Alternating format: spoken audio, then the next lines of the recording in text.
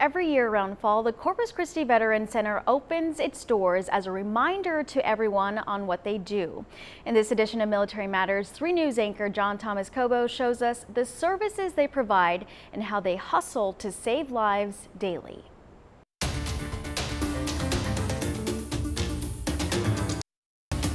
Tucked away quietly on the south side of town and just out of range of road construction on Corona and Everhart lies resources for veterans fighting PTSD, counseling for returning home from combat, and marriage therapy, just to name a few. It's essential. I like to look at it as a release valve. You know, you don't check the pipes after they've burst. You know, you kind of let that valve off a little bit. Will Hernandez is an outreach specialist at Veterans Center.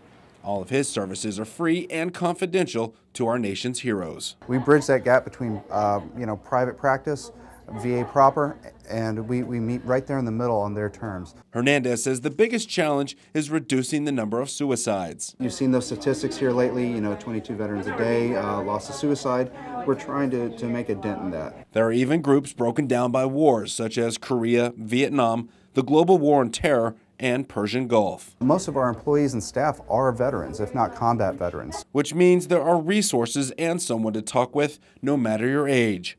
That mattered to Vietnam veteran Frank Cortez. Back in '69 when I got out, and I got this grip sitting here meeting, and I've been coming to the meeting for every Friday, and it does help me a lot. Organizers say that help comes in an unconventional way, working with many veterans who have a job and family and can only meet at nights and weekends.